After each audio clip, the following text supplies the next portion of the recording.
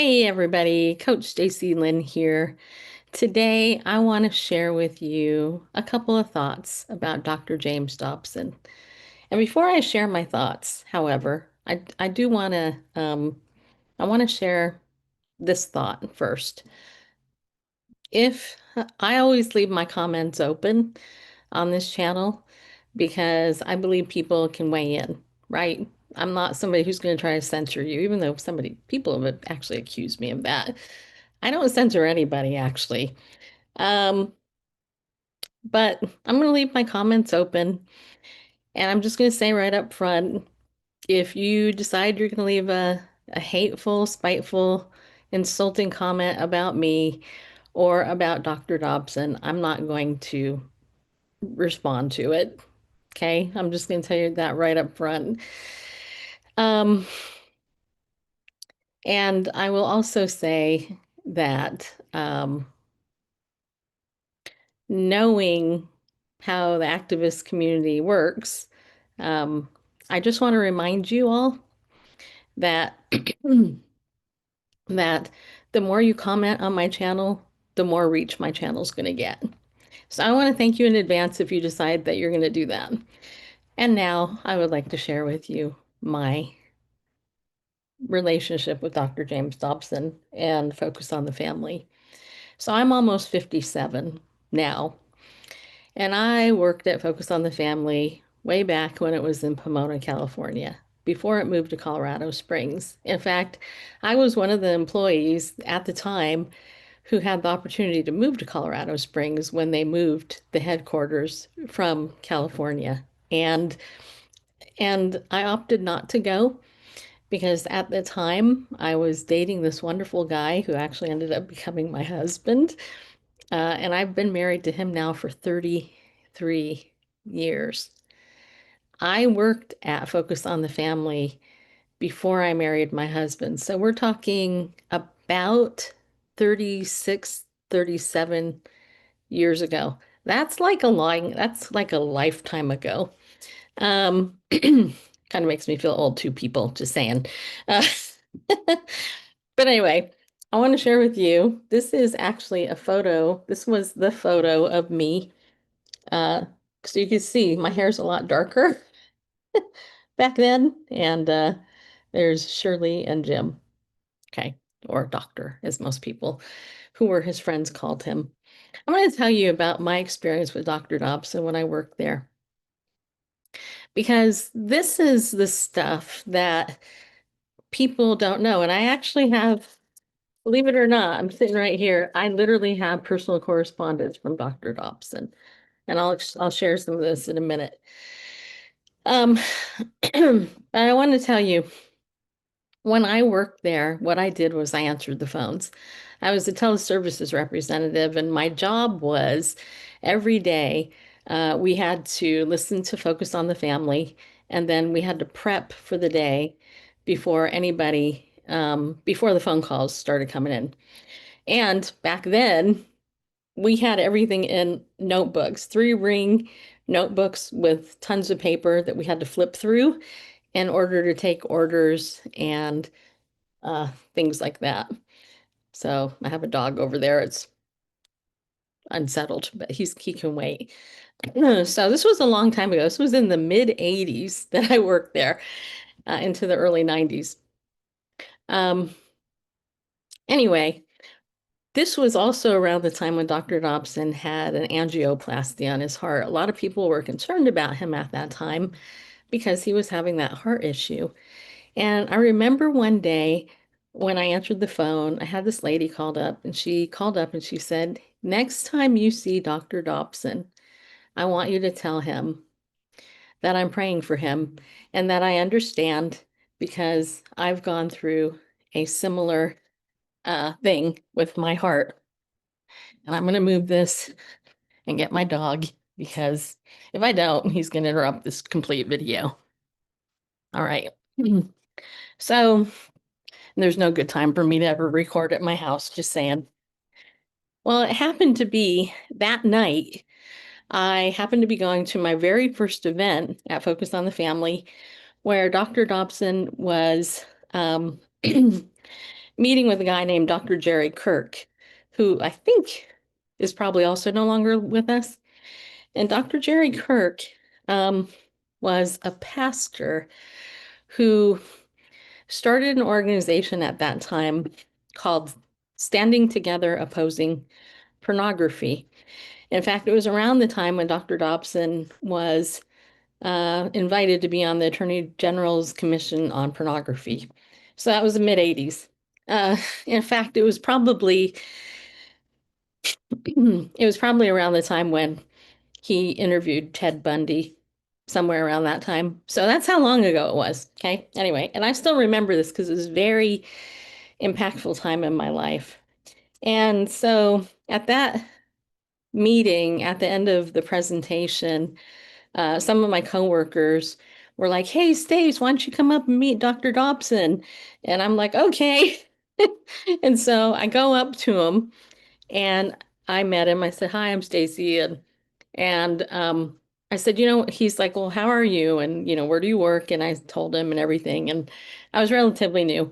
And I said, "Hey, I took a phone call today from this woman who had an angioplasty, and she called in and she said she wanted me to talk to you and tell you that she's praying for you and to let you know that." And Dr. Dobson told me, he said, "I want you on Monday to contact my secretary, and we're going to go ahead and we're going to write her a letter, and we're going to thank her for doing that." And you know what? He did it. He did it. And he didn't have to do it. But that was the type of guy that he was. I hate to say was because he was such a great guy. Um, so then there was another time working there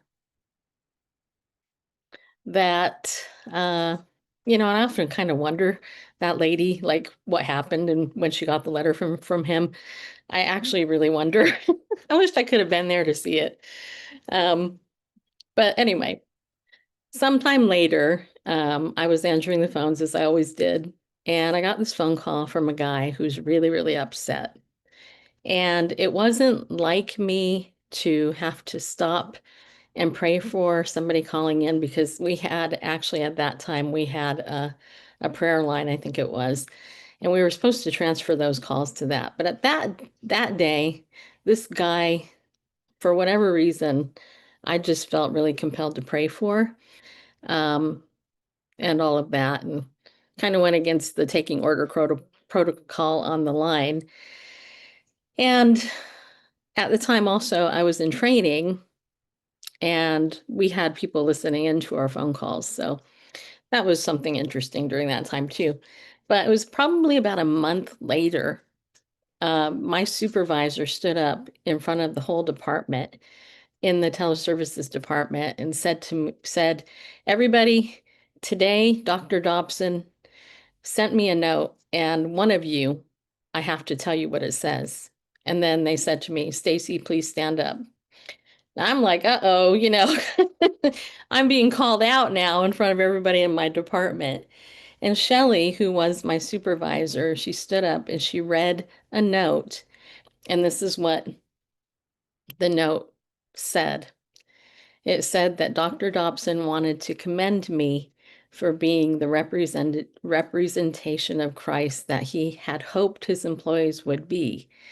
Because that guy, that day that I had called, he was so touched by me praying for him that a friend of his who was listening to the call that he was having with me after that call asked him how to become a Christian and gave his life to the Lord. Well, this guy was so overjoyed by that he kept calling back the 800 number in order to talk to me because he wanted to tell me. Problem is, it's at that time, I think we had 700 employees, give or take, at that point, and I don't even know how many in the teleservice department. So he couldn't get me. And anyway, long story short, he ended up eventually getting somebody in correspondence, which then contacted Dr. Dobson's main office. And that story got to Dr. Dobson, and he was so touched by it that he came to me through my manager and honored me for the work that I did just that day, doing a typical job. Now, maybe that doesn't seem like a big deal, but honestly, it's a big deal. It's a big deal to be commended by, uh, the boss of the company, right? Um, and I have to say that over the years, at the time when I was working there at Focus on the Family, I had in my heart I wanted to go to grad school and I wanted to become a therapist. And I actually did. But I also, at that time in my life, was going through some really deep personal healing, and I had just started my recovery process of dealing with all the abuse that I've gone through, and I've shared some of that on the channel here. I was really young. I mean, I was in my very early 20s. Um, and one afternoon, I was having a difficult time, and um, my manager of the department suggested that I write Dr. Dobson a letter explaining to him some of the stuff that I was dealing with because I had entered therapy, and I had ended up getting into a situation that wasn't my fault. And I am going to cover, I'm not going to say who these people were, but it was suggested that I see some other people in the Christian world for help, and they ended up lying to me. And basically, I ended up with a massive bill because they lied to me. And at that time, if you were around back then, you know that there was a lot of hospital programs, and that's all they were doing was throwing people in hospital programs. Well, anyway, long story short, um, Dr. Dobson ended up going to bat for me and helped me through that really, really difficult time. And then, unfortunately, as time went on, I had worked there about 4 years. Focus moved to Colorado, and then I didn't work there anymore, right? But as the Lord would have it, I got married, and then I went to college. I eventually graduated with my Master's of Science degree in clinical psychology, and then began working as a therapist. And then eventually, God called me into doing activism and other stuff. And it was a number of years later. Actually, I think this was dated. I don't even know when this was dated. It's hard to see because I can't see it very well. But a number of years later, I knew that Dr. Dobson was going to be in the same area I was. I think I was in Washington, D.C. or something at that point. And to make a long story short, I had written him a letter ahead of time because I wanted to let him know how much him believing in me and supporting me through that time, that short 4 year time at the ministry really propelled me forward and made me who I am today in many, many ways. Dr. Dobson was actually the first man that was the father figure to me who never hurt me. So I wrote him a letter. I wrote him a letter, and I remember I was in Washington, D.C., actually, because this actually cites that. And to make a long story short, I was able to give this long letter I'd written to Dr. Dobson at one of these events. And a number of days later, I get this personal correspondence from Dr. Dobson in my email. And I want to share part of it with you. Okay. I don't know. Let's see here. So he writes here, dear Stacy, I went by Stacy back then. I go by Stacy Lynn now, in case you care. He wrote, Dear Stacy, a warm greeting to you. Now that I've returned to the office following my latest trip, I couldn't let another moment pass without extending a big thank you for the wonderful letter you handed to me when I was in Washington, D.C. earlier this month. Your expressions of love and affirmation came as a great encouragement to me, and I couldn't be more pleased to learn of all that God has been doing in your life since the time you served on our staff in California. You have been one busy lady. Gosh, it's harder than I thought it was going to be. Uh, Between your therapy internship, your involvement in a number of public policy issues, and your online efforts to urge believers to live out their faith, you've certainly been investing your time and talent in some very important endeavors. It's good to hear that the Lord has been blessing those undertakings, and I'm especially thankful to learn of his healing work in your heart. I trust he will continue to honor your obvious devotion to him. By the way, this is a full length letter here, just so you can see, okay? And this is typed. Um, then he says, I do remember your unfortunate experience with said place here very clearly. I know what a difficult situation that was for you and your husband, and I was thankful to be able to help.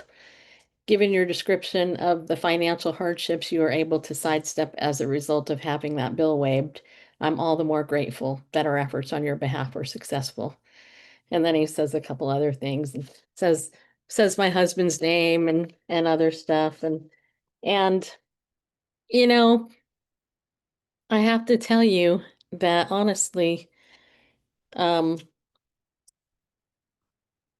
knowing how many people know Dr. Dobson and knowing how many people, how many lives that he has touched, not only with the people who were the employees there, um, we've lost truly a godly man.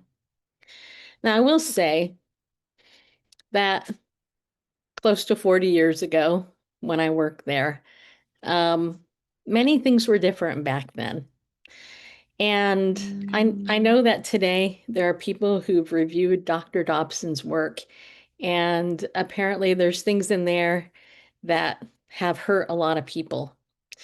What I can tell you, based on my 4 years of answering phones there 8 hours a day, um, is that I never once received a phone call from somebody claiming that any of Dr. Dobson's material actually caused them to beat their kids, to abuse them, or anything along those lines at all. I can also tell you that when I worked there, some of the hardest days that I had working on those on the 800 line was the days that Dr. Dobson would talk about abortion and he would talk about homosexuality and the impending agenda with that. If you watched my former program, Bible News Radio, then you know that I have been a very vocal biblical voice on those things. Um, because the Bible is very clear about marriage and how it's defined. And the Bible is very clear on the pro-life issue. And I don't apologize for either one of those stances. I believe I'm extremely conservative. I'm a Bible student and I'm a Bible teacher. I'm somebody who adheres to what the Lord says.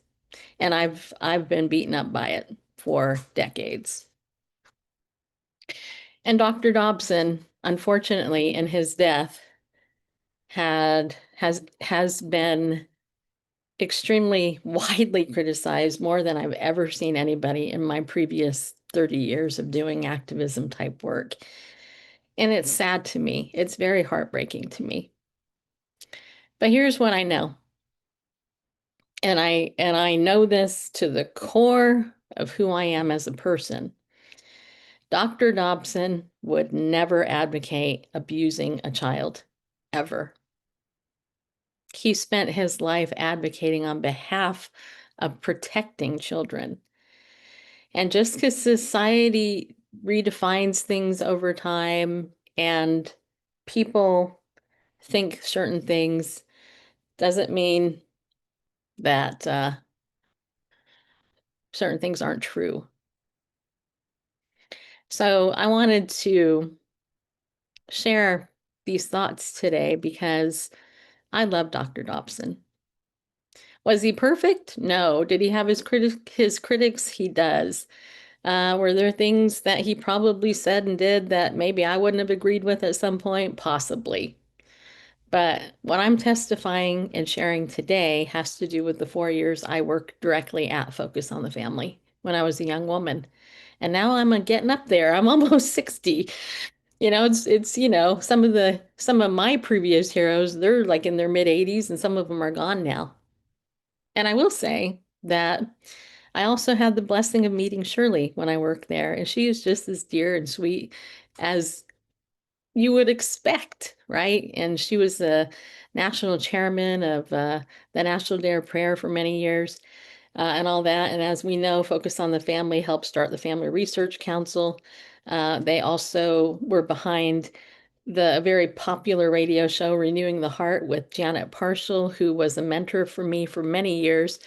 Um, and I can tell you that in the 30 plus years I've done media and been just been out here, that there has been plenty of attacks on Dr. Dobson and biblical things. In fact, when people reach out to me, most people, I can't say all, but most of the people, when they reach out to me and they ask me about coaching, they always ask me what I believe about these things. They ask me, especially about homosexual marriage and homosexuality. They want to know where I stand on that issue, because, um, frankly, the whole field has been completely indoctrinated, which is why I decided not to become a therapist, because I saw it happening 20 plus years ago, which is why I coach, because I have that freedom.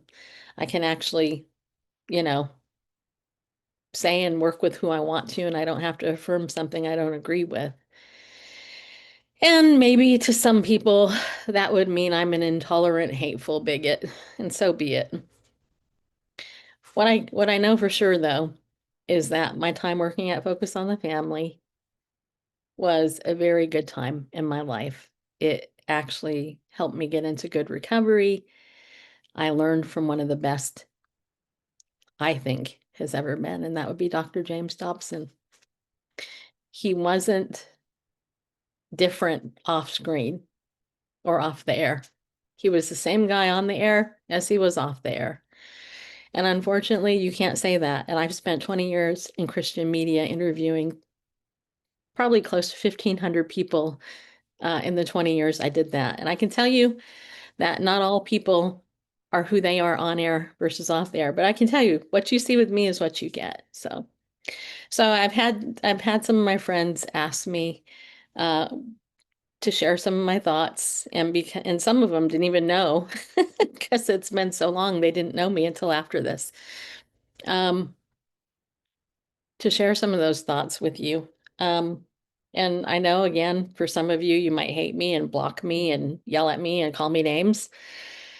But hopefully, for some of you out there, who are as old as me and you knew the work of Dr. Dobson and you were able to read it and apply it without being an abusive person or a complete sociopath, um, hopefully you'll see where my heart is in this. So again, I just want to tell you, um, this is my experience. And if you look at that young woman today, you look at that person, look at that young person. See how dark my hair was there, people?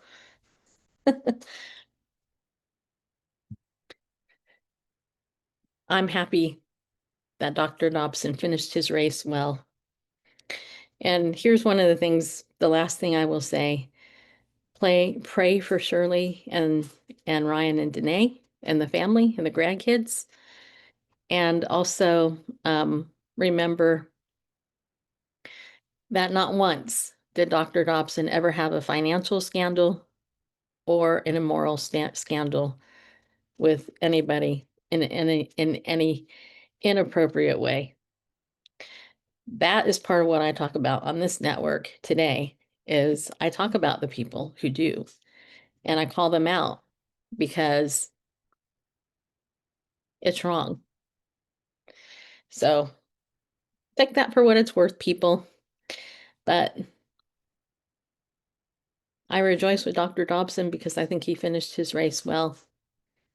And as the Apostle Paul said, for me to live is Christ and to die is gain. And I think Dr. Dobson has gained. So there you go.